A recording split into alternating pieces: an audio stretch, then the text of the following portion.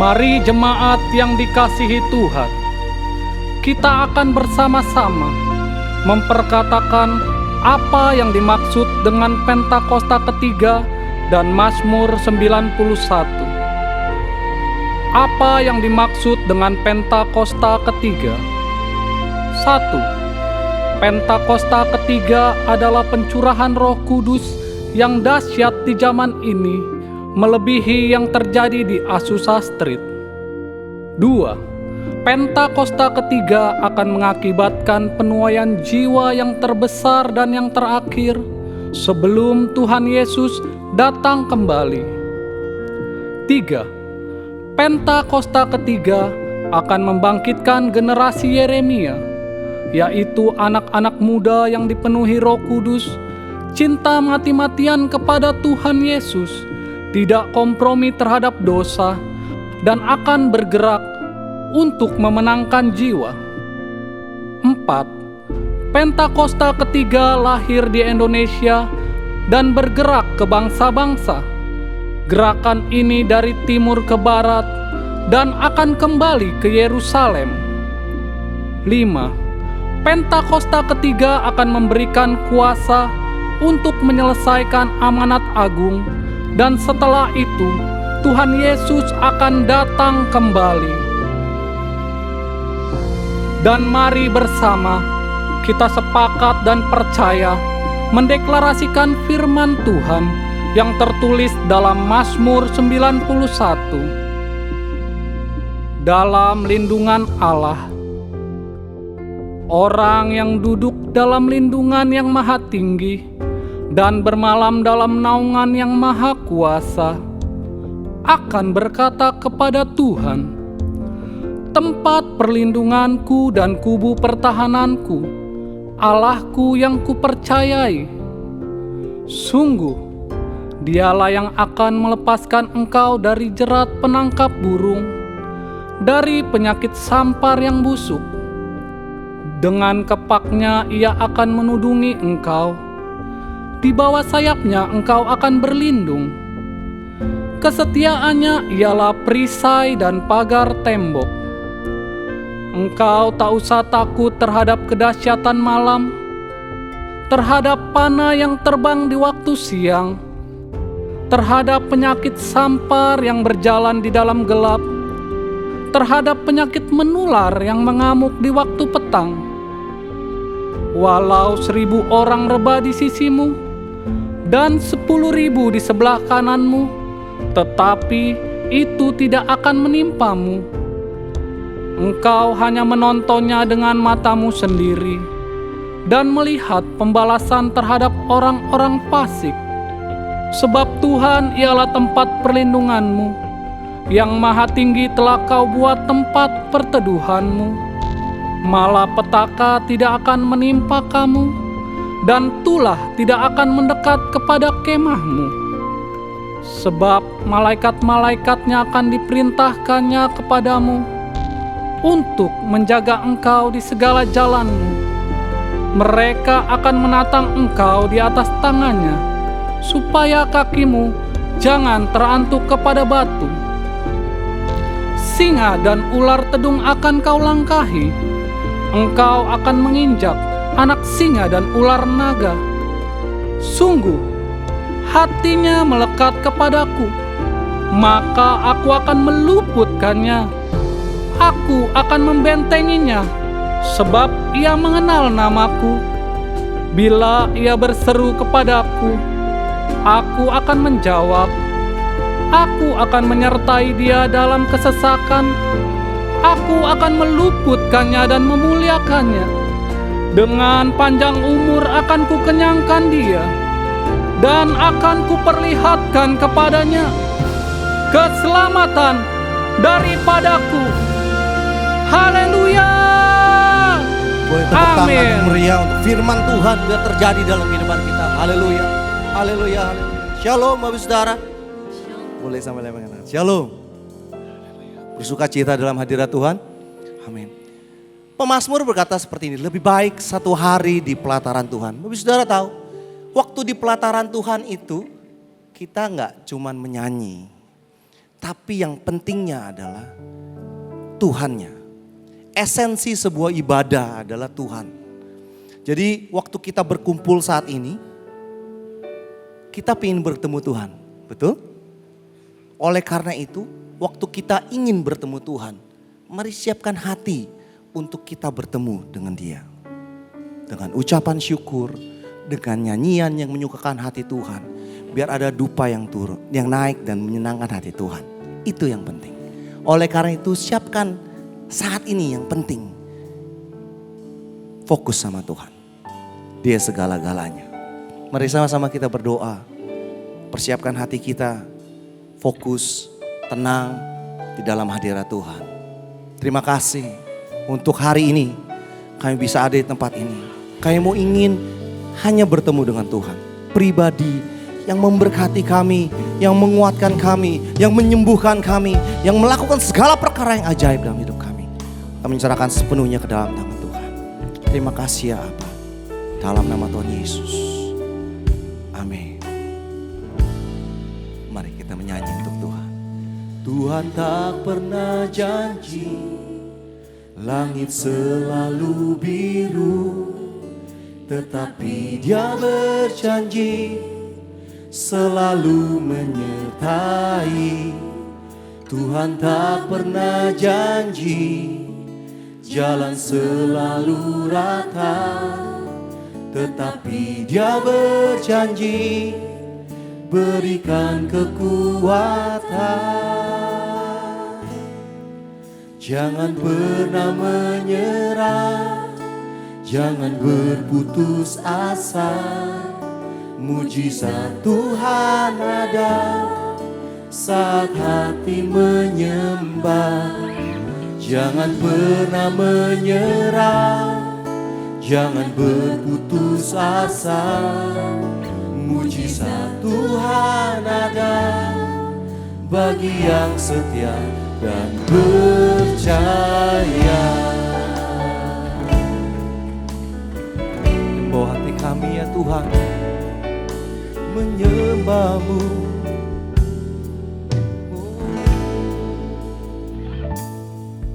Tuhan tak pernah janji langit selalu biru, tetapi Dia berjanji selalu menyertai. Tuhan tak pernah janji jalan selalu rata, tetapi Dia berjanji berikan kekuatan. Jangan pernah menyerah, jangan berputus asa. Mujizat Tuhan ada saat hati menyembah. Jangan pernah menyerah, jangan berputus asa. Mujizat Tuhan ada bagi yang setia dan percaya. Jangan pernah menyerah, jangan berputus asa. Mujizat Tuhan ada saat hati menyembah. Jangan pernah menyerah, jangan berputus asa. Mujizat Tuhan ada bagi yang setia dan percaya. Mari katakan, jangan pernah menyerah, jangan berputus asa. Mujizat Tuhan ada saat hati menyembah. Jangan pernah menyerah, jangan berputus asa. Mujizat Tuhan ada bagi yang setia dan percaya. Dengan iman, jangan pernah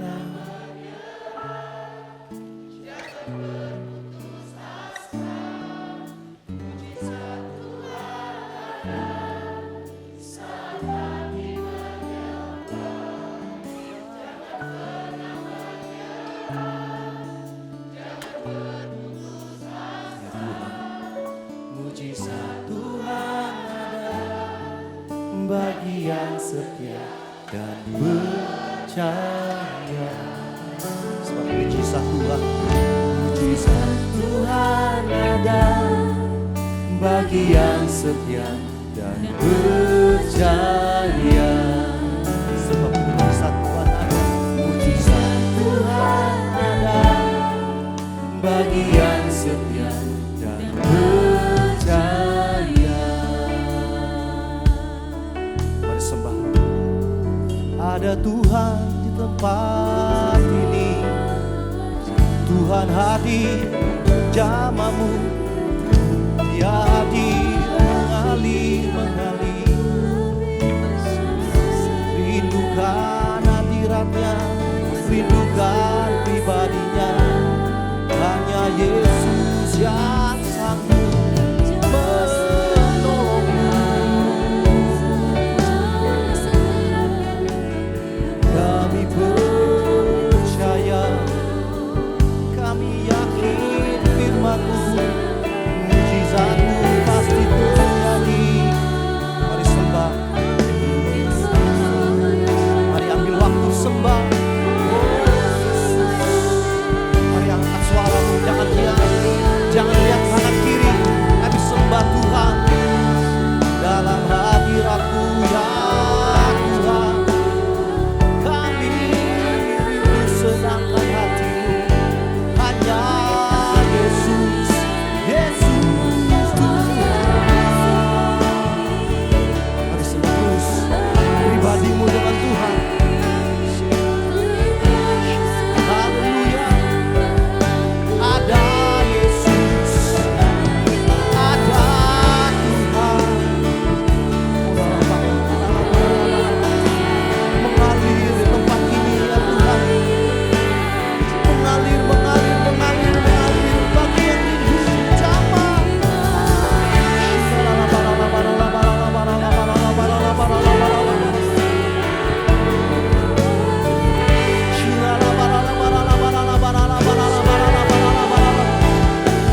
Dengan Tuhan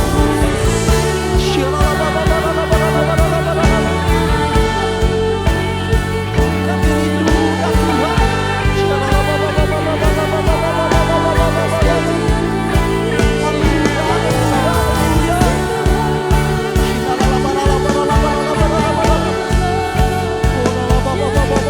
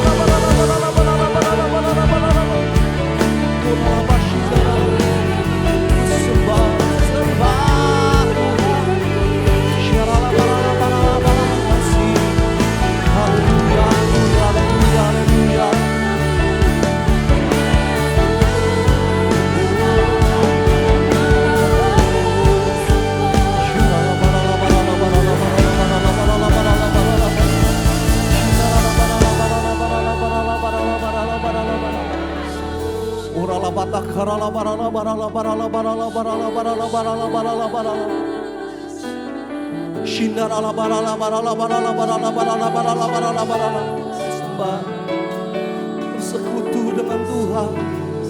Kami butuh Yesus.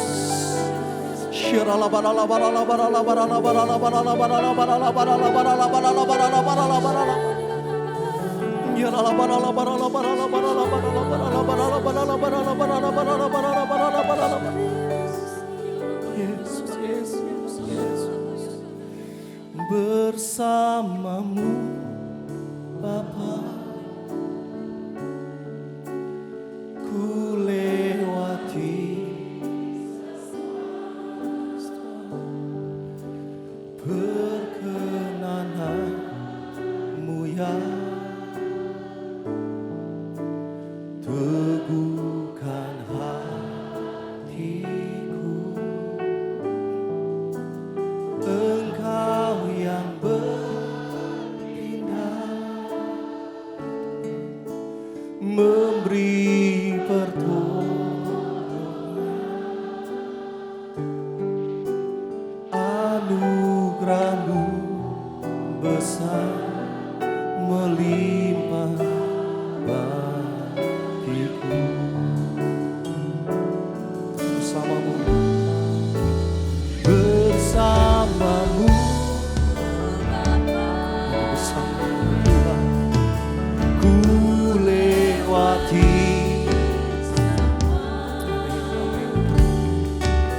perkenanan, teguhkan hatiku.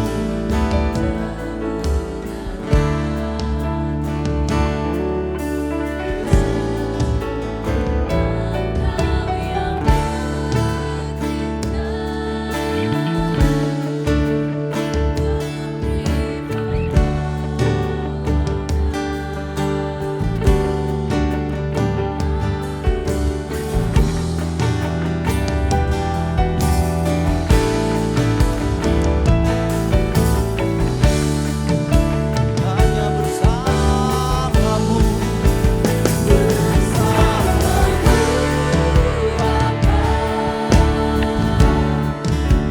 ku lewati semua teguhkan hatiku.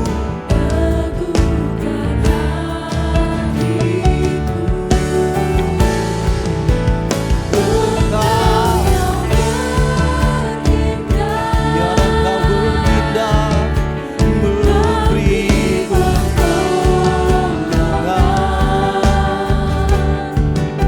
anugerah-Mu besar melimpah bagiku. Karena bersamamu,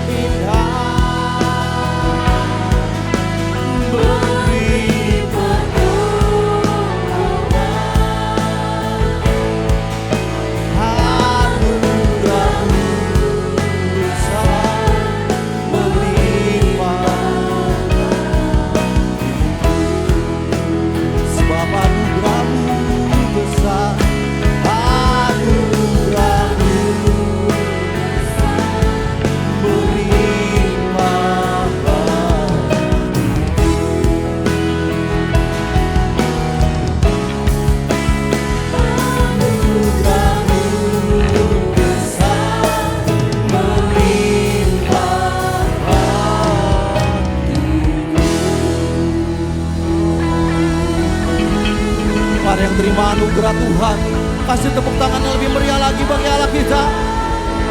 Sebab hanya bersamamu kami cakap dan dapat melakukan segala sesuatu. Hanya bersama dengan Yesus Kristus Tuhan. Yang beriman sama-sama katakan amin. Sekali lagi katakan amin. Tepuk tangan bagi Allah kita karena haleluya. Haleluya, shalom. Sekali lagi shalom. Semuanya bersuka cita, amin. Semua siap memuji Tuhan, amin. Beri tepuk tangan buat Tuhan Yesus.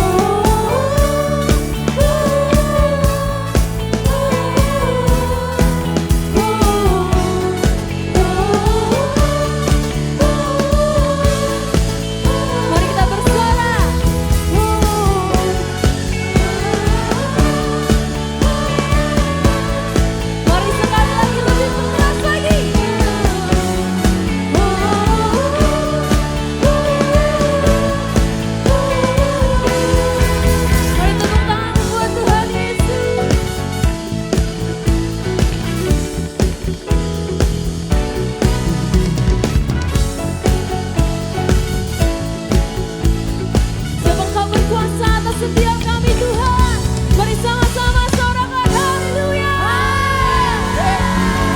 Sebab di tempat ini hanya nama Yesus yang kita tinggikan, yang kita agungkan. Biar musuh gemetar atas nama Yesus. Nyanyikan dengan imanmu, Allah kita perkasa.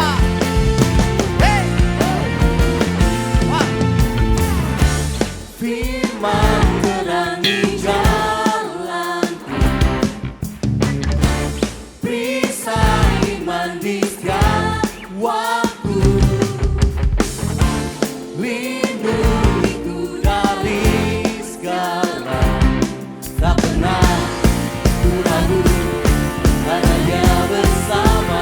Katakan setia menjaga dengan kuasa mulia.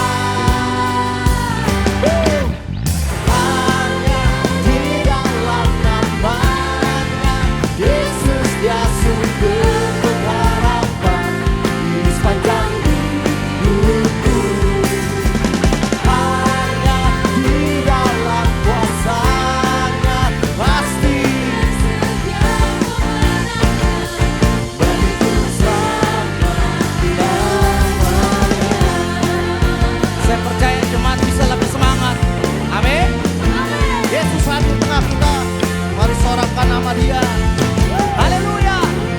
Kalian kebenaran, kebenaran yang bebaskan, selalu berikan ku kekuatan, hadapi segala tantangan. Tak pernah ku ragu, karena Dia bersama. Setia menjaga dengan kuasa mulia.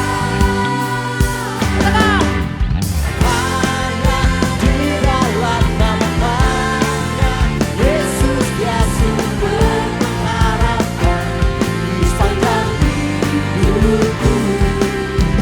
Hanya di dalam kuasa-Nya pasti tersedia kemenangan bagiku selamanya. Hanya di dalam nama-Nya Yesus Dia sumber di sepanjang hidupku. Hanya di dalam kuasa-Nya pasti tersedia kemenangan bagiku selama-lamanya. Bertepuk tangan, haleluya. Sebab hanya di dalam nama Yesus, nama yang berkuasa. Dalam namanya ada pengharapan. Sebab dalam kuasanya, dalam namanya ada pengharapan. Dalam kuasanya Tuhan.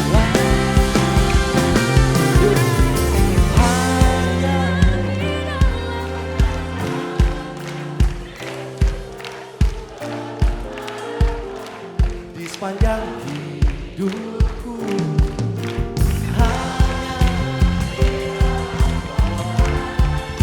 pasti tersedia bagiku selamanya. Hanya di dalam nama-Nya Yesus Dia sumber pengharapan di sepanjang hidupku. Hanya pasti tersedia kemenangan bagiku selama-lamanya.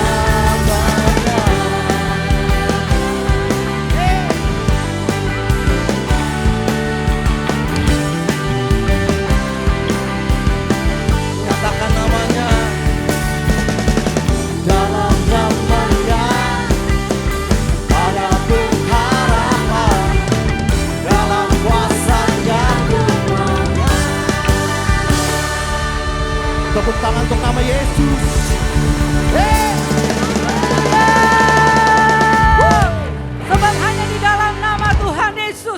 Ada pengharapan dan kemenangan bagi setiap kami dan bangsa kami Indonesia.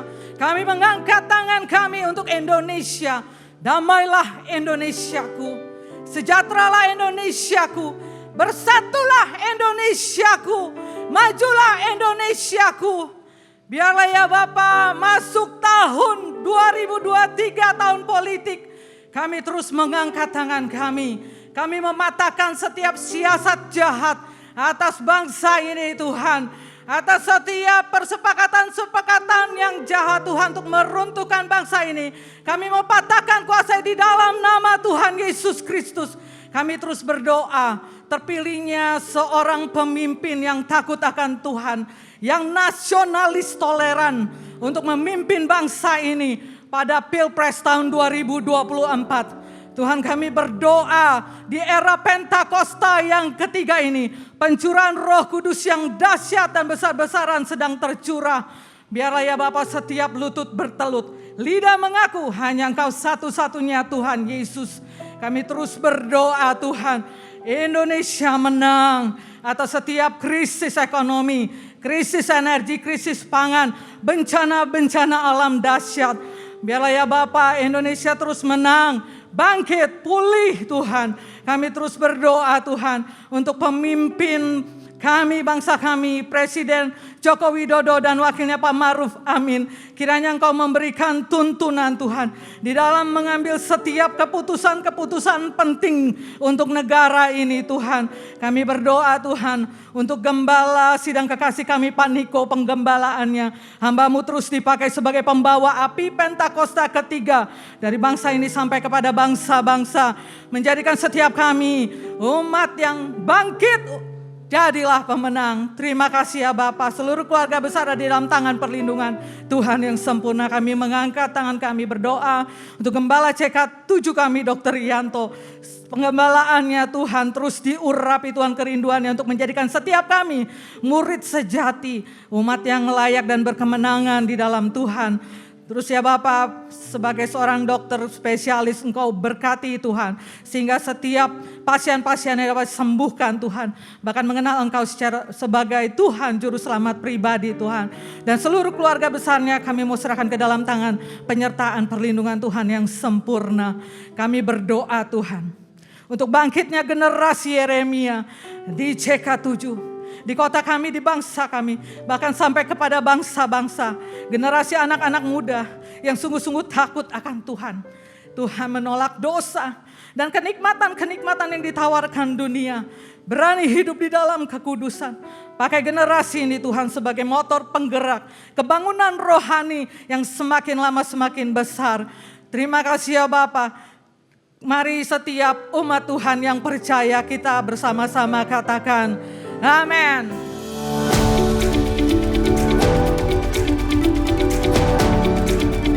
Shalom.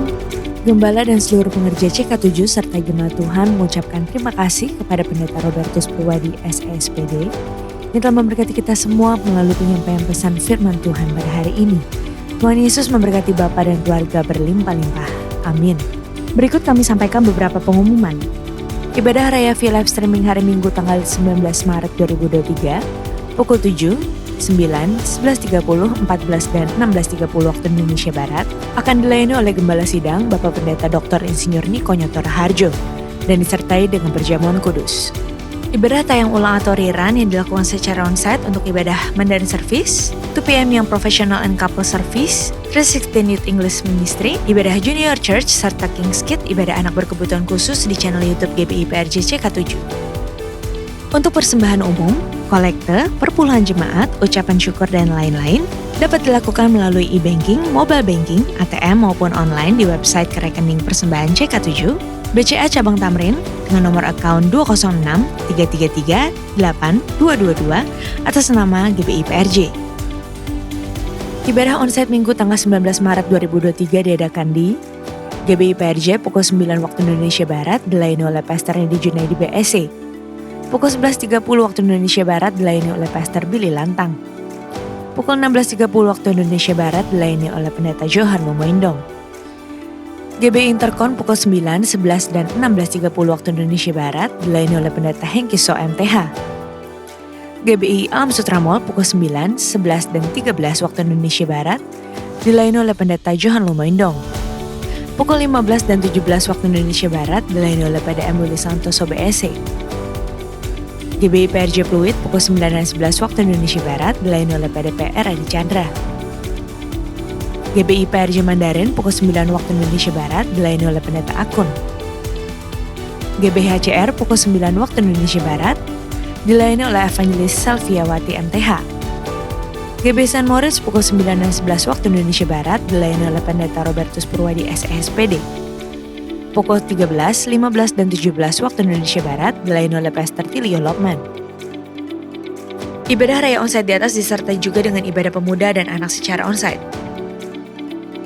Sesuai firman Tuhan dalam Amsal 3 ayat 9 mengatakan, "Muliakanlah Tuhan dengan hartamu dan dengan hasil pertama dari segala penghasilanmu.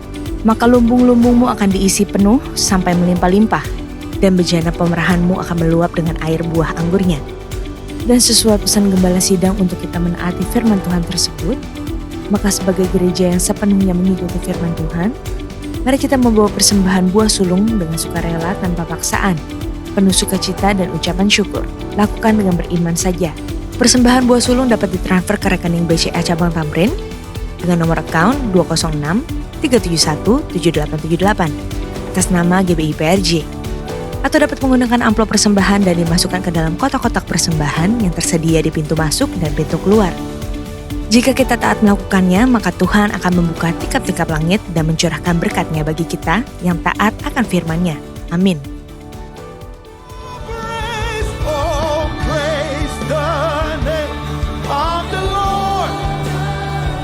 Yes, sing it to your Savior. Nyanyikan kepada penyelamat saudara. Hallelujah. Glory be to God. Woo. Oh Lord, oh Lord, oh Lord, oh Lord, oh Lord, oh Lord,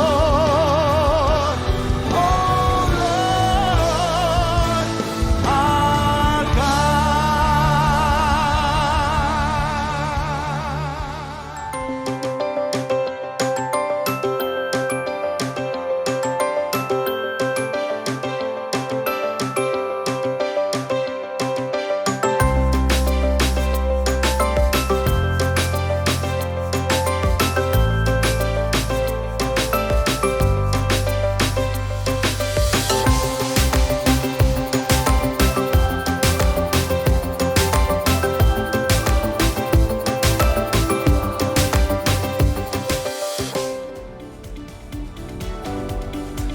Untuk info kesempatan melayani, bergabung di GBA, Gemar Baca Alkitab, That's for Life Indonesia, pendaftaran baptisan selam, Bible Study, pemberkatan nikah, dan lain-lain dapat dilihat di website www.gbiprj.org atau follow Instagram @gbiprj.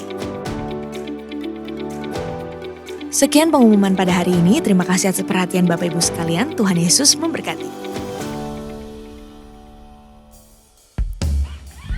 Terima kasih Tuhan Yesus. Kami datang hari ini bukan sekedar rutinitas, tapi hari ini datang Tuhan Yesus karena kami rindu untuk memberikan yang terbaik buat Tuhan Yesus.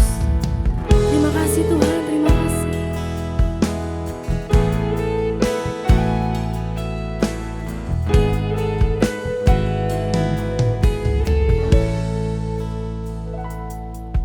Ku bawa kepadamu,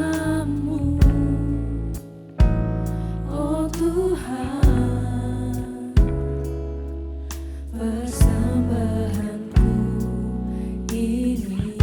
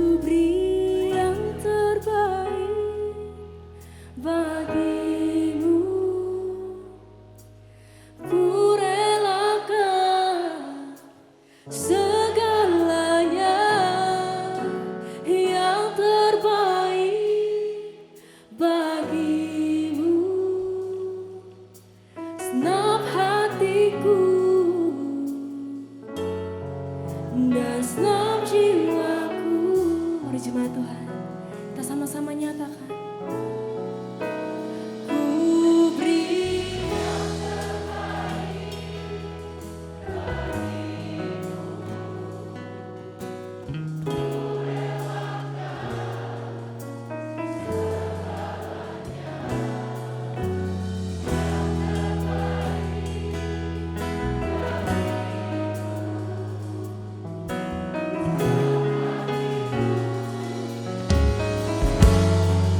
dasar jiwaku.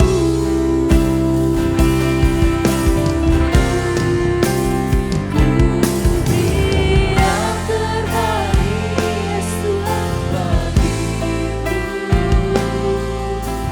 Ku relakan segalanya yang terbaik bagimu. Senang hatiku, dasar jiwaku. Mari beri sorak-sorak yang meriah buat Allah kita dengan segenap hatimu. Ku beri yang terbaik bagimu. Ku relakan segalanya yang terbaik bagimu. Senang hatiku, dasar jiwaku. Mari sekali lagi kita sama-sama nyatakan. Ku beri yang terbaik bagimu. Ku relakan segalanya yang terbaik bagimu. Senang hatiku, dasar jiwaku. Senang hatiku, senang hatiku, dasar jiwaku. Senang hatiku, dasar jiwaku.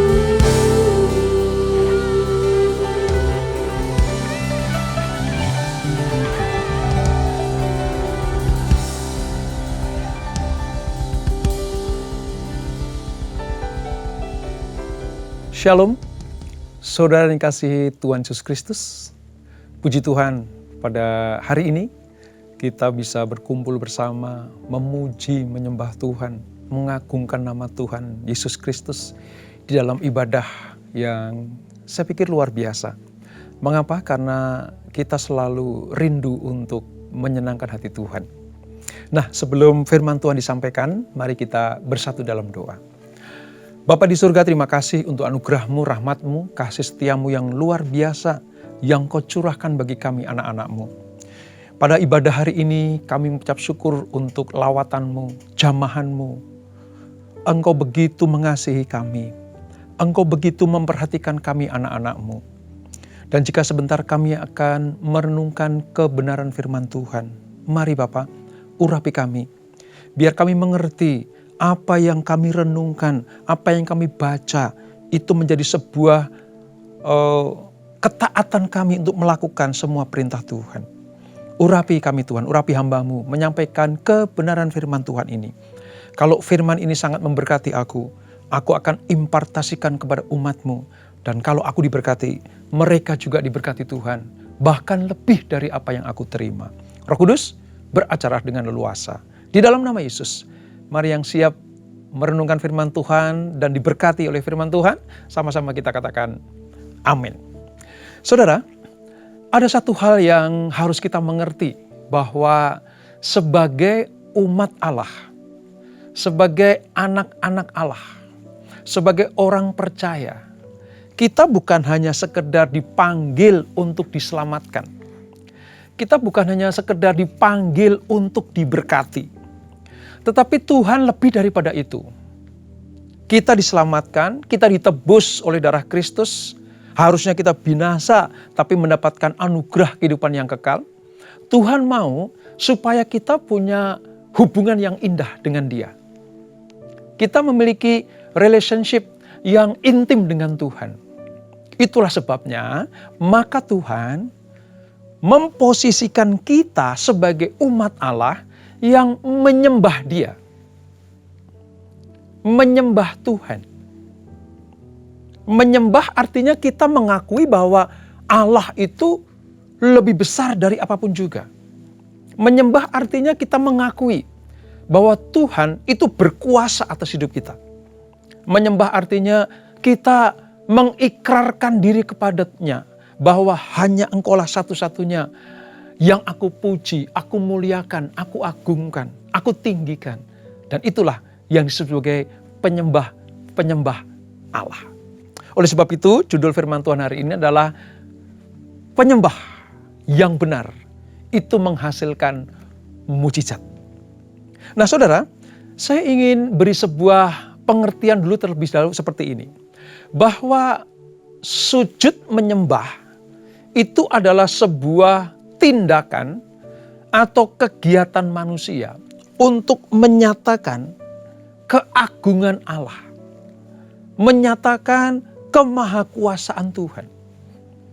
Nah, tindakan sujud menyembah ini, kalau pada zaman-zaman perjanjian lama, itu betul-betul dilakukan dengan posisi tubuh yang tersungkur. Tersungkur. Artinya betul-betul berlutut, bahkan bisa tengkurap begitu.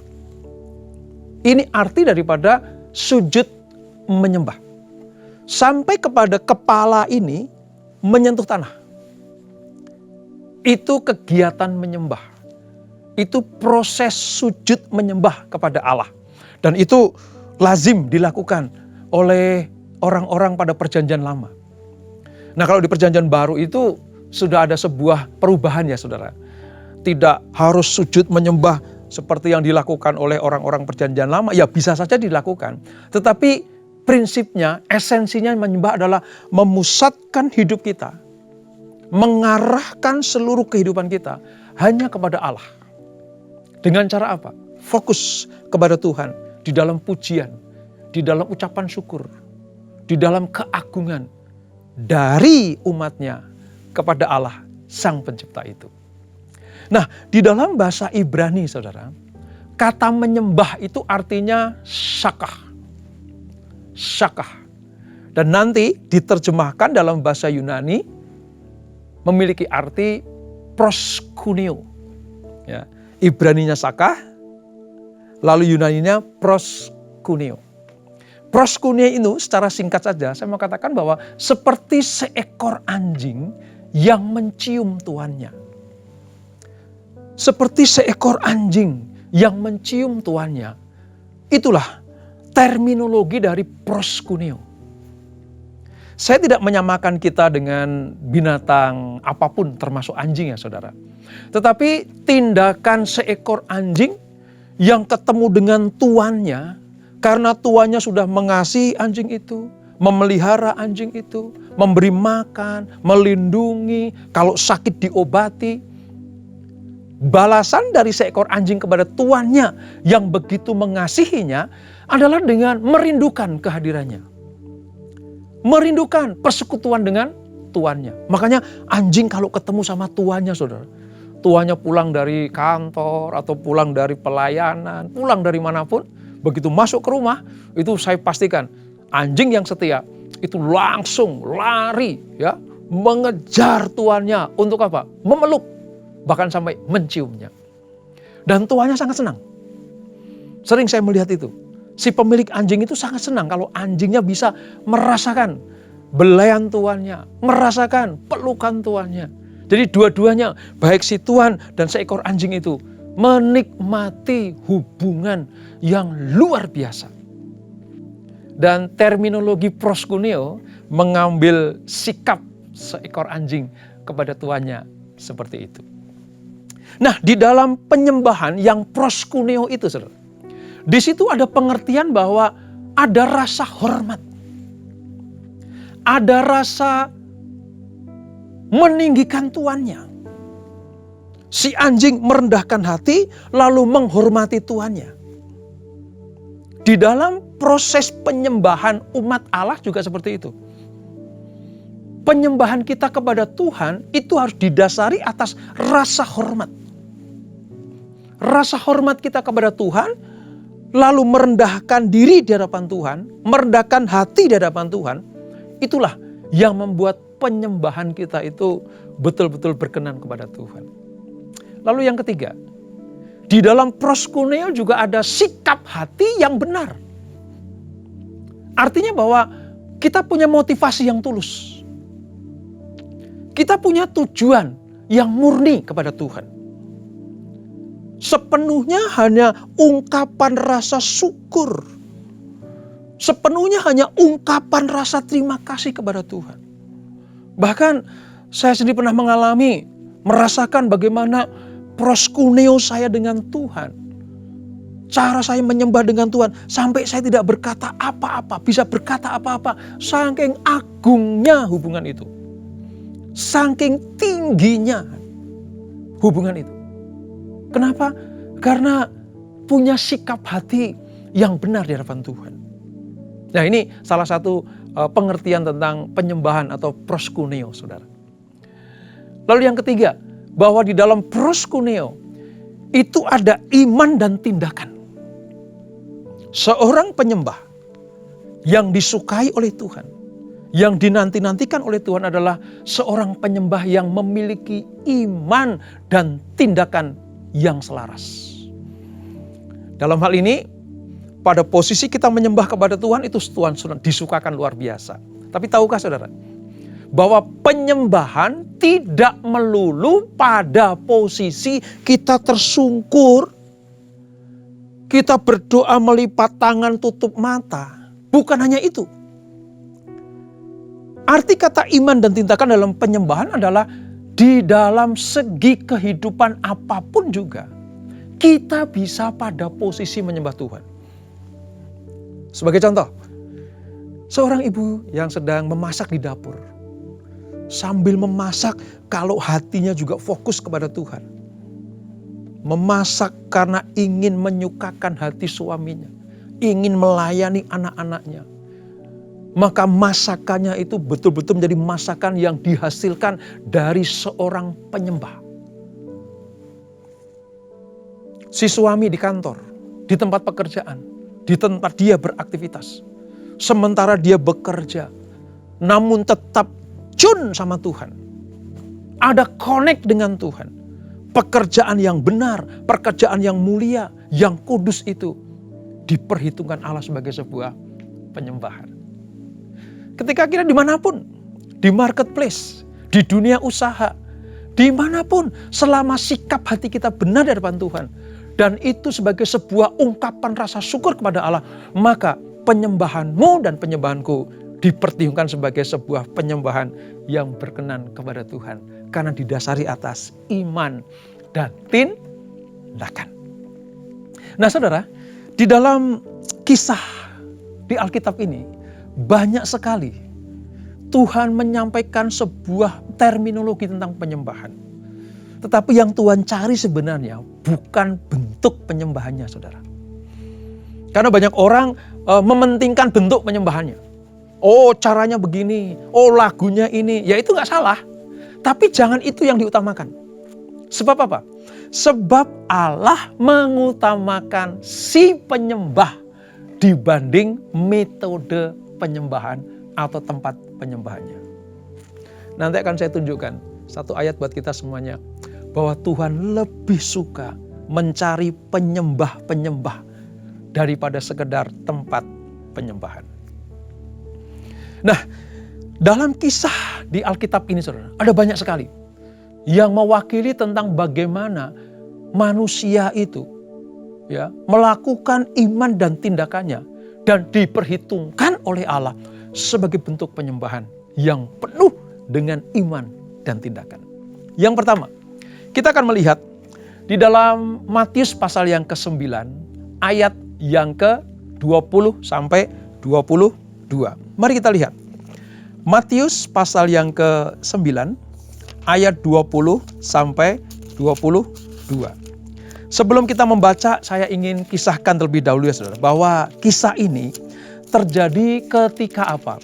Ketika Yesus sedang diminta untuk mendoakan anak Imam Yairus ya, yang sakit. Di dalam perjalanannya, karena Yesus pada waktu itu melayani di Kapernaum, wilayah Israel Utara saudara, dekat dengan Galilea sana. Nah, dia diminta untuk berdoa supaya anaknya Imam Yairus itu sembuh dari sakit penyakitnya. Di tengah perjalanan, tiba-tiba rombongan Yesus berhenti. Mengapa? Karena ada satu peristiwa ketika Tuhan itu merasakan ada sesuatu yang keluar dalam dirinya. Dari diri Yesus ada sesuatu yang mengalir keluar. Nah, kisahnya seperti apa? Mari kita baca saudara. Matius pasal yang ke-9 ayat 20 dan sampai 22. Demikian firman Tuhan. Pada waktu itu, seorang perempuan yang sudah 12 tahun lamanya menderita pendarahan maju mendekati Yesus dari belakang dan menjamah jumbai jubahnya. 21. Karena katanya dalam hatinya, asal ku jamah saja jubahnya, aku akan sembuh. Nah saudara, sepintas, kalau terminologi penyembahan hanya sekedar sujud menyembah yang ada di sebuah gereja atau sebuah sinagoga atau di sebuah bait suci, maka perempuan ini tidak termasuk digolongkan sebagai menyembah Yesus. Tapi kita lihat, tadi saya katakan proskuneo itu bukan hanya sekedar tersungkur di kaki Tuhan, tapi melibatkan iman, kerendahan hati, hormat, taat, setia, dan percaya.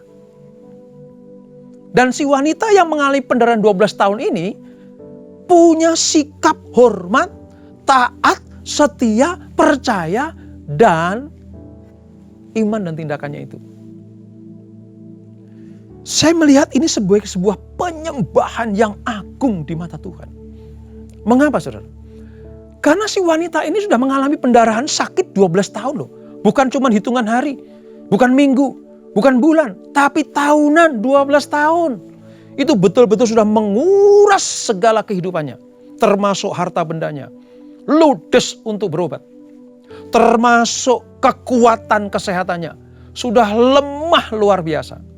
Termasuk apa saudara? Dikucilkan dari komunitasnya.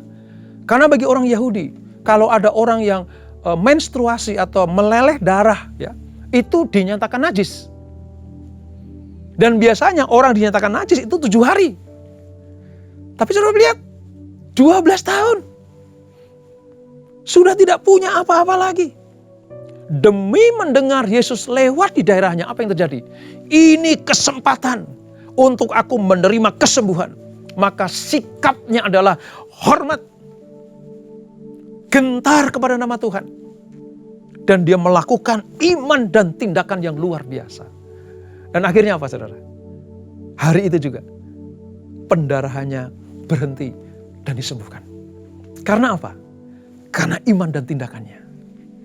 Tadi ya, salah satu bagian dari proskuneo. Melangkah walaupun dijauhi orang.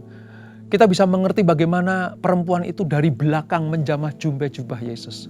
Karena imannya berkata, aku kalau bisa megang, menyentuh jumbai jubah Yesus saja, maka penyakitku akan disembuhkan Tuhan. Bukankah itu iman yang luar biasa yang dihasilkan dari sikap proskuneo, menyembah Allah di dalam rasa hormat, gentar, dan iman serta tindakannya diperhitungkan sebagai penyembahan yang luar biasa di hadapan Tuhan. Saya suka dengan kata-kata bahwa saat itu juga berhentilah pendarahannya. Kenapa? Karena dia betul-betul memposisikan diri sebagai orang yang butuh Tuhan. Menyembah Allah dalam kebenaran. Maka mendapatkan upahnya, yaitu kesembuhan. Dan imannya dipulihkan. Kedudukannya sebagai orang atau orang Yahudi atau anak-anak pilihan Tuhan itu dikembalikan. Sudah tidak najis lagi. Sudah boleh beraktivitas lagi. Dan bisa berkumpul dengan komunitasnya lagi. Bukankah itu sebuah pemulihan karena hasil dari penyembahan yang luar biasa? Wow, saya melihatnya seperti itu. Yang kedua, saudara, kalau kita melihat di dalam Matius pasal yang ke-8. Ya, sekarang kita mundur sejenak. Matius pasal yang ke-8. Di ayat yang ke-20, ayat 5 sampai 8. Itu diceritakan ada seorang perwira di Kapernaum. Tadi saya katakan ya, Yesus pelayanannya itu banyak di wilayah Kapernaum. Nah, pada suatu peristiwa, Yesus lagi melayani bersama-sama dengan para muridnya. Tiba-tiba dikagetkan dengan kehadiran seorang perwira. Saudara, bisa dipastikan bahwa perwira ini adalah pegawai dari Herodes Antipas pada waktu itu. Ya, bisa saja orang Romawi asli. Tapi bisa juga itu pasukan bayaran yang memang direkrut ya oleh Herodes Antipas untuk supaya apa? Wilayah Galilea, wilayah Kapernaum itu aman. Nah, apa yang terjadi?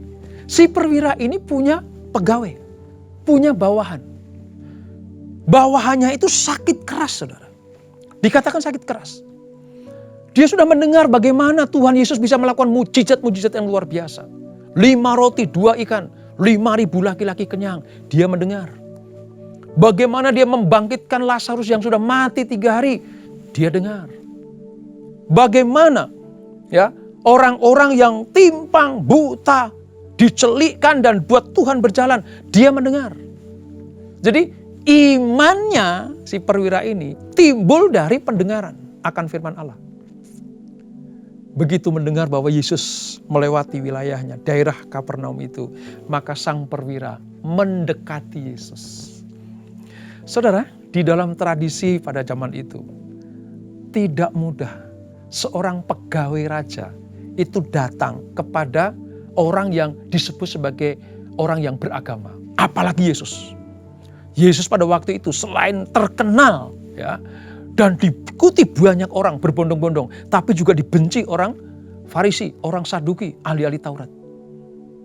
Harusnya perwira itu netral, ya. Tetapi dia menanggalkan baju keperwiraannya. Dia merendahkan hati.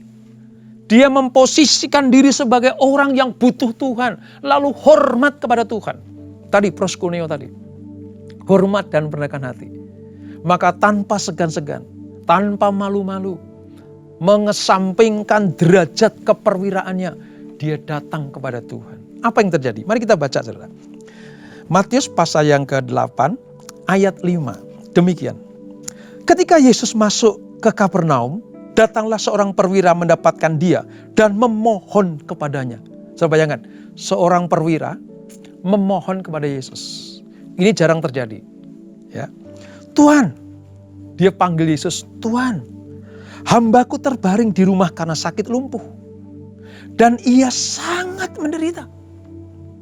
Apa kata Yesus? Yesus berkata kepadanya, aku akan datang menyembuhkannya. Lihat saudara, rasa hormat dan kerendahan hatinya diucapkan dalam sebuah kalimat yang luar biasa ini.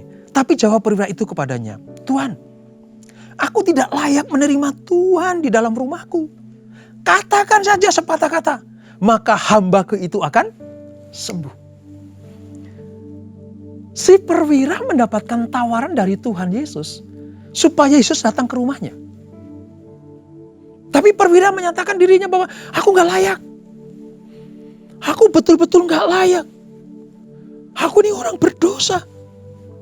Aku gak layak mendapatkan anugerahmu. Tapi katakan sepatah kata saja supaya hambaku itu sembuh. Dari apa yang dikatakan oleh sang perwira ini, saudara, kita bisa melihat sebuah sikap hormat yang luar biasa. Kerendahan hati yang sangat jarang kita temui.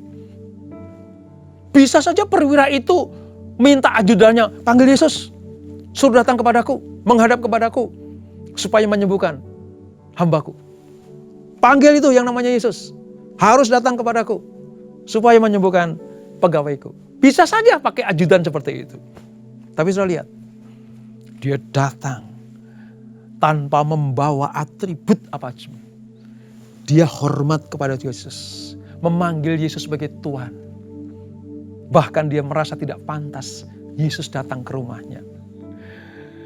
Dia cuma berkata, Tuhan katakan sepatah saja kata daripadamu, maka hambaku akan sembuh. Wah, luar biasa bukan saudara?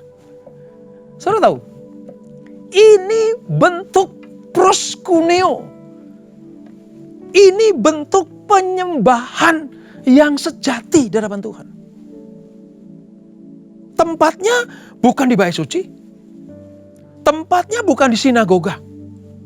Tempatnya bukan, kalau sekarang ya, bukan di gereja. Ya, bait suci, sinagoga, di gereja itu memang tempat kita menyembah kepada Tuhan. Tapi tidak harus di situ. Sebab yang dicari Tuhan bukan tempatnya. Yang dicari Tuhan adalah si penyembah. Dan perwira ini betul-betul mempraktekkan proskuneo yang ada padanya. Dia sadar yang aku jumpai ini adalah Sang Maha Kuasa. Yang aku jumpai ini adalah Tuhan di atas segala Tuhan. Makanya disebut Tuhan. Tuhan itu Tuhan di atas segala Tuhan. Dia hormat, merendahkan hati, dan punya iman. Kalau Yesus berkata sepatah kata saja, maka hambaku pasti sembuh. Saudara tahu apa yang terjadi? Hari itu juga, bawahan perwira itu sembuh dari sakit penyakitnya. Oh, bukankah itu penyembah yang memiliki kerendahan hati dan menghasilkan sebuah mujizat yang luar biasa? Kalau tadi perempuan berusia 12 tahun, hari itu juga sembuhlah sakit penyakitnya. Hamba perwira di Kapernaum, hari itu juga sembuh sakit penyakitnya. Kenapa? Karena iman dan rasa hormat yang keluar dari seseorang yang menyembah Allah di dalam roh dan kebenaran. Yang ketiga, saudara, ini sebuah peristiwa yang menurut saya, luar biasa sekali. Kita baca di dalam sebuah peristiwa di Matius pasal yang ke-15. Matius pasal yang ke-15. Ayatnya yang ke-22, 26, dan 27. Saya ingin sedikit kasih gambaran terlebih dahulu mengapa peristiwa ini terjadi. Saudara catat baik-baik ya, di dalam Matius pasal yang ke-15 ayat 22. Suatu kali saudara, pelayanan Yesus, ingat ya, di wilayah Kapernaum kan, wilayah Israel, di bagian utara sana. Nah, sampai ke wilayah Tirus dan Sidon. Tirus dan Sidon itu kota di tepi pantai. Ya, itu berbatasan, bahkan termasuk wilayahnya, itu wilayah Libanon. Kalau sekarang ini, kota Tirus dan Sidon, itu di bawah otoritas orang Libanon. Nah, ini jelas bukan orang Yahudi. Ini bukan orang Israel, karena disebut sebagai perempuan Kanaan. Ya, orang di wilayah Tirus dan Sidon. Suatu kali Yesus sampai kepada pelayanan, tiba-tiba dia makan bersama dengan para murid-muridnya. Di tengah Yesus sedang asik menikmati hidangan makanan. Apa yang terjadi? Ada seorang wanita Kanaan yang memohon dengan sangat. Supaya apa? Supaya menyembuhkan anaknya. Perempuan satu-satunya yang dikatakan dia sedang apa? Menderita sakit karena dirasuk oleh setan. Sakit menderita, sangat menderita. Ketika dia mendengar bahwa Yesus singgah di wilayah Tirus dan Sidon, maka perempuan Kanaan ini memberanikan diri. Mungkin mengetok pintu. Yesus lagi asik makan bersama dengan muridnya setelah pelayanan sepanjang hari. Tiba-tiba si perempuan itu memberanikan diri datang kepada Yesus. Nah, apa relevansinya dengan sikap menyembah yang dipraktekkan oleh perempuan Kanaan ini? Mari kita baca. Di dalam Matius pasal yang ke-15, saya akan mulai dari ayat 21 dulu ya saudara. Demikian firman Tuhan. Perempuan Kanaan yang percaya. Ingat ya, perempuan Kanaan, bukan orang Israel, bukan orang Yahudi. Lalu Yesus pergi dari situ dan menyingkir ke daerah Tirus dan Sidon. Maka datanglah seorang perempuan Kanaan dari daerah itu dan berseru, "Kasihanilah aku ya Tuhan anak Daud, karena anakku perempuan kerasukan setan dan sangat menderita." Saudara, Saya nggak tahu berapa lama anaknya kerasukan setan. Tetapi dikatakan sangat menderita, artinya betul-betul ada di bawah kendali setan. Ayat 23. Tetapi Yesus sama sekali tidak menjawabnya. Cuek terhadap permintaan perempuan itu. Lalu para murid-muridnya datang dan meminta kepadanya. Murid-muridnya nyuruh Yesus, bilang begini, Guru, suruhlah ia pergi. Ia mengikuti kita dengan teriak-teriak, bising. Aku gak bisa dengar kayak begini, bagaimana bisa makan enak kalau ada perempuan teriak-teriak itu. Mungkin salah satu muridnya bilang seperti itu. Suruh pergi, Guru. Lalu apa kata Yesus dalam ayat 24? Dia ngomong sama perempuan itu, saudara. Jawab Yesus, aku diutus hanya kepada domba-domba yang hilang dari antara umat Israel. Ibu, kamu gak layak dapat mujizat kesembuhan bagi anakmu. Karena aku diutus untuk memberikan kesembuhan mujizat kepada domba-domba Israel. Anak-anak kerajaan Allah. Kira-kira seperti itu. Apa jawab perempuan itu, saudara? Nah, lihat ini. Ini bentuk penyembahan yang luar biasa itu kayak begini. Tetapi perempuan itu mendekat dan menyembah dia sambil berkata. Ditolak oleh Yesus, diusir oleh para murid, tetapi dia datang mendekat dan menyembah. Serta berkata. Dia katanya begini. Tuhan, tolonglah aku. Tapi Yesus menjawab lagi. Tidak patut mengambil roti. Roti dalam artinya adalah mujizat kesembuhan, berkat ilahi gitu ya. Digambarkan dengan roti ini. Yang disediakan bagi anak-anak, bagi orang Yahudi, bagi orang percaya. Ya, dan melemparkannya kepada anjing. Saudara, kalau kita membaca, mungkin kita punya pengertian, kasar amat ya Tuhan Yesus. Kalau kita mendengar kalimat ini mungkin kita menilai Yesus, wah kok Yesus kok kayak begitu ya, menganjing-anjingkan orang gitu ya. Tapi saudara tahu, di dalam sejarah tentang orang Yahudi dan orang-orang yang bangsa-bangsa sekitarnya, saudara. Orang Yahudi, orang Israel itu menganggap bangsa-bangsa lain itu tidak kudus. Ya, najis. Bahkan sejak zaman perjanjian lama, menganggap orang-orang non-Israel itu orang yang tidak bersunat. Dan mereka mensejajarkan dengan apa? Binatang. Binatang. Makanya kata tidak layak, tidak patut memberikan roti kepada anak-anak tapi dilempar kepada anjing. Artinya ini berkat untuk anak perjanjian, tidak untuk orang yang tidak bersunat. Kira-kira seperti itu. Tapi Tuhan memakai kata anjing ini, saudara. Waktu saya pelajari, ya, saya selidiki, gitu, saya cari-cari apa makna anjing di sini, saudara. Saudara, ternyata, saudara, kata anjing di sini artinya itu kunarian. Kunaria. Kunaria itu anjing yang dipelihara oleh tuannya, anjing yang bersih, yang di rumah, ya mungkin yang lucu, atau bukan juga anjing yang kira-kira menjaga rumah tuannya gitu. Jadi ini anjing yang bersih, anjing rumahan. Gitu.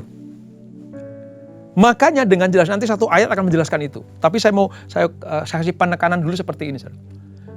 Yesus menyatakan bahwa ini berkat untuk anak, bukan untuk seekor anjing, walaupun kok anjing ada di rumahku. Kira-kira seperti itu. Tapi apa yang dijawab oleh perempuan itu? Lihat, saudara. Ayat 27. Ini sesuatu yang luar biasa bagi saya. Benar Tuhan, namun anjing itu makan remah-remah yang jatuh dari meja tuannya. Coba, kalau tadi kita belum baca ayat 27, kita akan melihat bahwa itu anjing liar, ya, anjing yang di luar sana. Mungkin anjing yang kotor, di tempat sampah, di jalanan, pokoknya nggak terurus gitu. Tapi ternyata kata anjing di sini adalah kunaria, itu anjing yang di rumah. Karena perempuan ini bilang begini, ya memang aku tidak layak mendapatkan roti itu, tetapi anjing ini dapat remah-remah dari meja tuannya.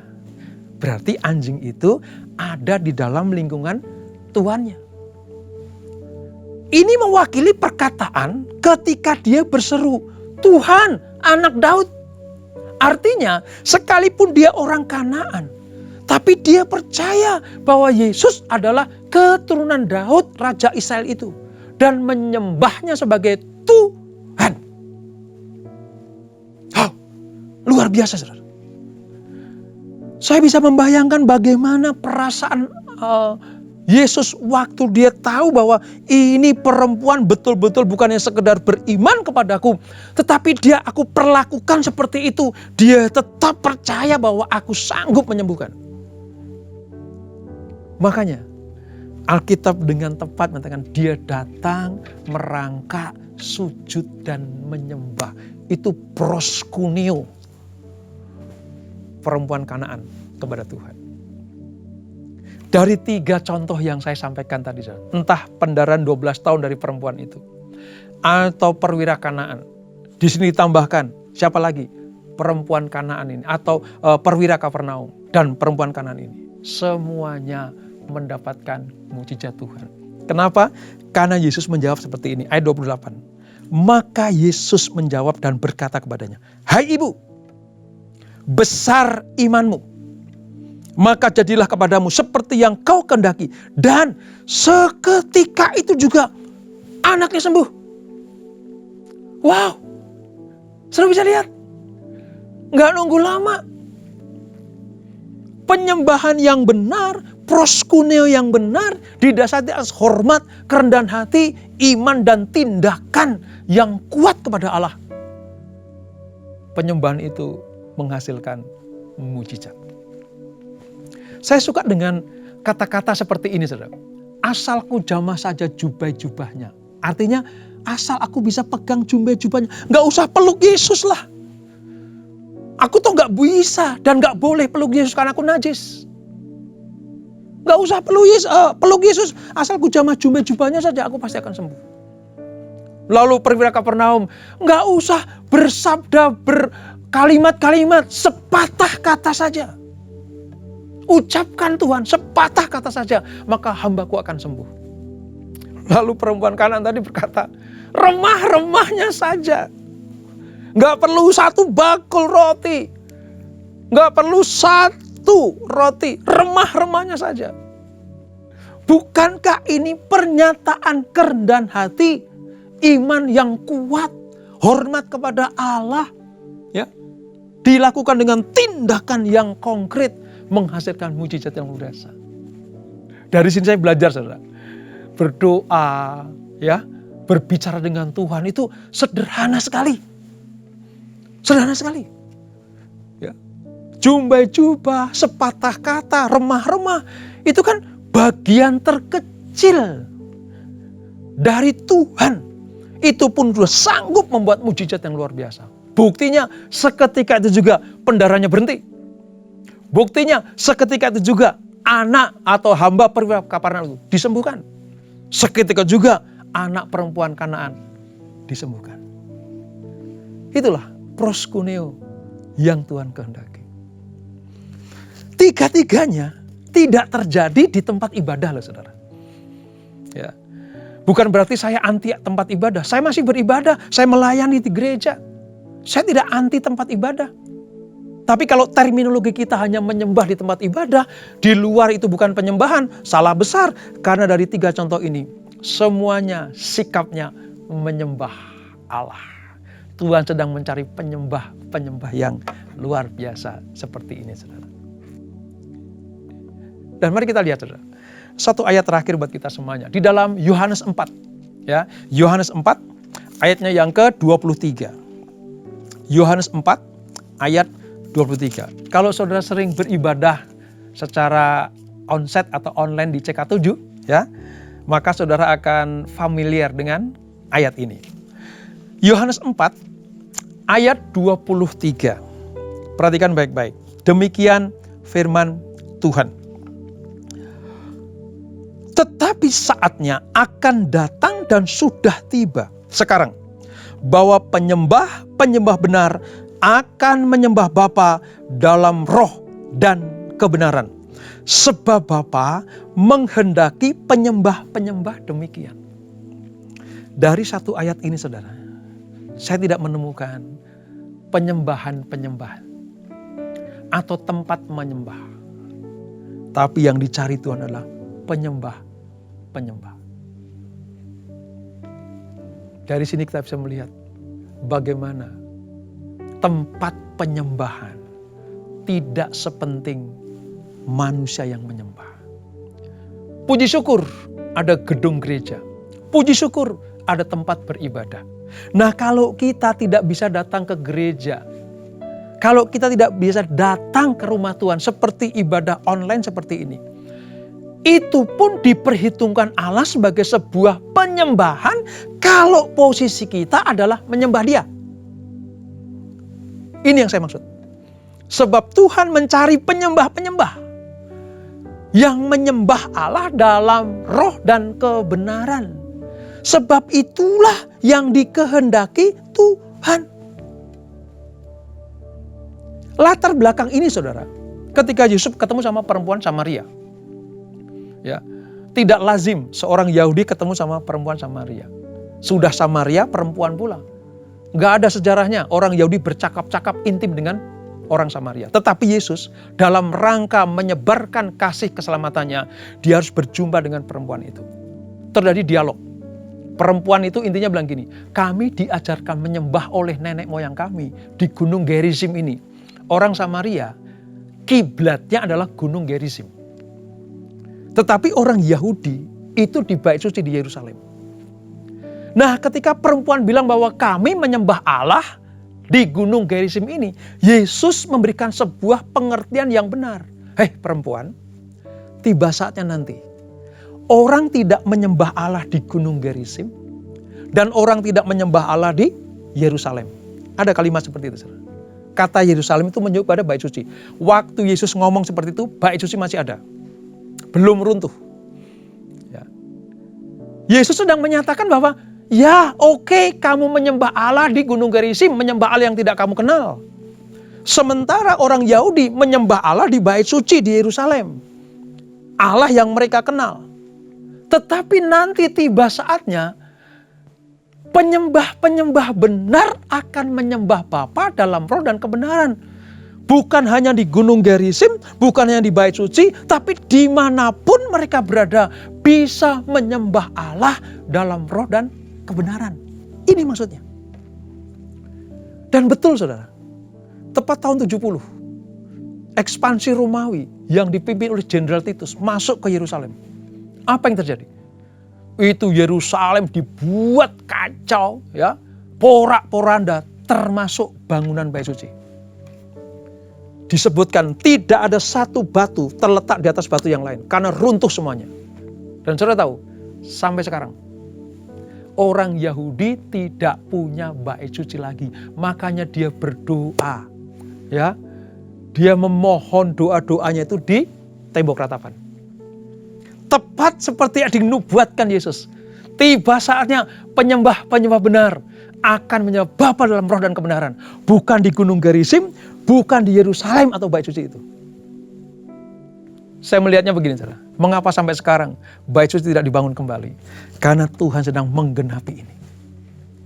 Oleh sebab itu, jangan takut. Kalau toh saudara masih ibadah di online seperti ini, karena keterbatasan, mungkin kesehatan, ya usia atau apa. Jangan merasa kecil hati kalau tidak bisa datang ke gereja.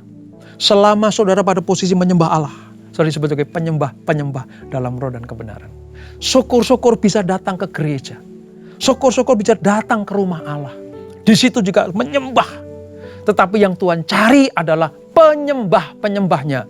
Bukan metode penyembahannya, bukan cara menyembahnya. Bukan juga tempat penyembahannya, tapi orang-orang yang menyembah Bapa dalam roh dan kebenaran.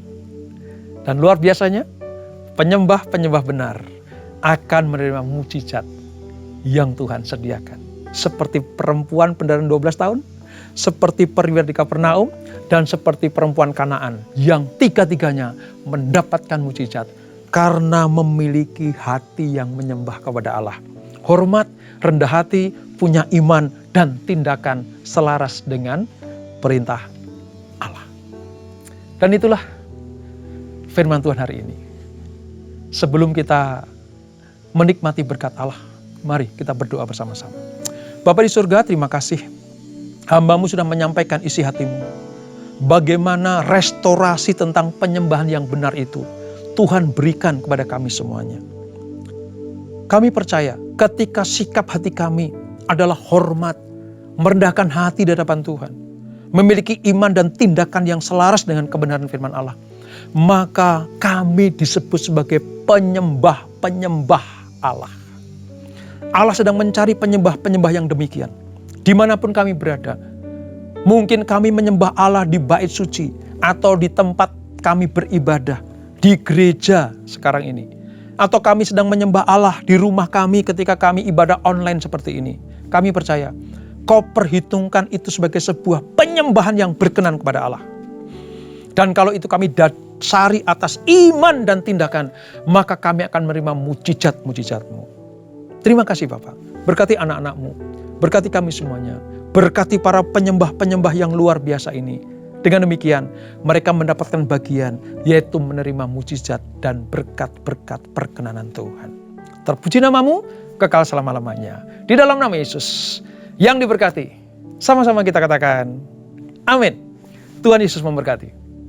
Terimalah berkat yang berlimpah-limpah dari Allah Bapa, kasih karunia di dalam anaknya yang tunggal, Yesus Kristus, persekutuan yang manis dengan Roh Kudus menyertai kita mulai saat ini, sampai Tuhan Yesus datang kembali untuk kedua kalinya, menjemput kita di awan-awan yang permai, bahkan untuk selama-lamanya.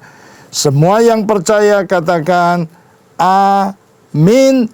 Tuhan memberkati saudara-saudara sekalian, and God bless you all. Shalom saudara terkasih, saya percaya kita semua semangat menjalani tahun yang baru ini. Dalam edisi Voice of Pentecost kali ini saya ingin menjelaskan mengapa Pentakosta ketiga memiliki dimensi yang jauh lebih besar dari peristiwa Azusa Street. Memang ini akan berbicara sedikit sejarah, tapi jangan alergi dulu saudara, karena ini penting sekali. Karena sudah lebih dari 1 abad, maka saksi mata yang menyaksikan langsung betapa dahsyatnya pencurahan Roh Kudus yang terjadi di Azusa Street sudah meninggal. Dan kita hanya dapat mengetahuinya dalam catatan-catatan peristiwa serta bukti sejarah pada waktu itu. Salah satunya yang ditulis dalam buku 100 peristiwa penting dalam sejarah kekristenan. Tercatat bahwa harian Los Angeles Times hari Rabu tanggal 19 April 1906 memberitakan sebuah pertemuan diadakan di sebuah pondok yang hampir rubuh di Azusa Street. Dan para pengikut doktrin-doktrin yang mengerikan ini mempraktekkan upacara-upacara paling fanatik, mengkhotbahkan teori-teori liar, dan memaksakan mereka sendiri dalam keadaan kegembiraan yang tidak waras dengan semangat mereka sendiri. Nah saudara, publisitas negatif semacam ini malah sesungguhnya membantu mengumpulkan massa. William Seymour tiba di Los Angeles di bulan Februari tahun 1906. Dan dia mulai berkhotbah serta membangun pelayanannya di Azusa Street. Penantian akan pencurahan Roh Kudus terjawab. Dan pada bulan April dalam sebuah ibadah, Roh Kudus tercurah dan orang mulai berkata-kata dengan bahasa yang baru. Sebenarnya pernah ada beberapa orang berbahasa lidah yang muncul dengan tiba-tiba di negara itu dan di Eropa pada tahun-tahun silam. Tetapi Azusa Street merupakan ledakan terbesar. Gerakan yang diawali oleh William Seymour ini kemudian melanda dunia, melampaui etnis, suku, ras, dan dikenal dengan gerakan atau aliran Pentakosta. Inilah yang kita beri istilah sebagai Pentakosta kedua. Setiap hari Minggu kita memperkatakan bersama-sama, Pentakosta ketiga adalah pencurahan Roh Kudus yang dahsyat di zaman now, melebihi yang terjadi di Azusa Street. Pernyataan ini bukanlah sekedar pernyataan iman semata, apalagi klaim sepihak dari gembala sidang atau gembala pembina. Pernyataan ini terkait dengan 2 aspek. Yang pertama, aspek historis. Pada tahun 1909, William Seymour pernah tercatat bernubuat, dalam 100 tahun yang akan datang, akan ada kebangunan rohani lain seperti yang terjadi di Azusa, dan kemuliaan Shekinah akan kembali. Dan kegerakan Allah tersebut akan lebih besar dan lebih luas dari yang terjadi di Azusa. Tidak hanya terjadi di satu tempat atau kepada beberapa orang saja, melainkan akan menjangkau seluruh dunia. Dan kegerakan itu tidak akan berakhir, bahkan sampai kedatangan Tuhan. Amin. Haleluya. Dengan menyampaikan secara gamblang dan terbuka nubuatan yang beliau terima, menjadi bukti bahwa pernyataan Pentakosta ketiga lebih dahsyat dari yang terjadi di Azusa Street bukanlah klaim sepihak dari pihak kita, melainkan sudah menjadi janji, rencana, dan kehendak Tuhan. Dalam nubuatan tersebut dinyatakan 3 hal yang membuat Pentakosta ketiga lebih dahsyat dari kegerakan Azusa Street, yaitu dari sisi kuantitas, tidak hanya terjadi di satu tempat atau kepada beberapa orang saja, melainkan di banyak tempat dan kepada banyak orang. Sisi jangkauan, bukan hanya kepada satu kota atau satu negara saja, tetapi ke berbagai negara di berbagai benua di bumi ini. Yang ketiga, sisi rentang waktu. Fokusnya bukan hanya terjadi 1 tahun atau 3 tahun, melainkan tidak berhenti sampai Tuhan Yesus datang kembali. Aspek yang kedua yaitu aspek teologis atau biblikal. Alkitab kita menyebutkan istilah hujan awal atau yoreh terkait musim menanam dan hujan akhir, malkos, yang terkait dengan musim menuai, sebagaimana yang kita temukan dalam ayat-ayat berikut ini. Berdasarkan prinsip hujan awal dan hujan akhir, dapat kita pahami bahwa hujan awal pencurahan Roh Kudus mengawali kelahiran gereja, dan hujan akhir pencurahan Roh Kudus mengawali penuaian jiwa terbesar dan terakhir sebelum kedatangan Tuhan Yesus yang kedua kali. Hujan akhir pencurahan Roh Kudus jauh lebih dahsyat daripada hujan awal, karena penuaian jiwa-jiwa yang terjadi jauh lebih besar. Bradley Truman Knoll dalam bukunya berkata, konsep hujan akhir memberikan struktur kepada kisah kegerakan Pentakosta kita bahwa akan datang pencurahan Roh Kudus yang dahsyat sebelum kedatangan Tuhan Yesus kali yang kedua. Kita sekarang berada di era di mana hujan akhir itu sedang dicurahkan. Tujuan dari hujan akhir ini memiliki 2 sisi, yakni pemberitaan Injil Kerajaan kepada seluruh dunia di mana kita menjadi saksi dan mempersiapkan berkas tuaian untuk siap dituai. Haleluya. Jika kita memperhatikan aspek historis dan aspek teologis di atas, kita memiliki dasar untuk mengatakan bahwa gerakan Pentakosta ketiga terjadi dalam dimensi yang jauh lebih besar dari Azusa Street. Ini merupakan sebuah hak istimewa bagi kita semua yang hidup di generasi ini. Jadi, jangan sampai ketinggalan. Jadilah utusan Pentakosta ketiga, the messenger of the third Pentecost, dimanapun saudara berada. Untuk penjelasan lebih lengkapnya dari tim teologi kami, jangan lupa buka link yang ada di atas atau scan QR code yang tersedia. Tuhan Yesus memberkati.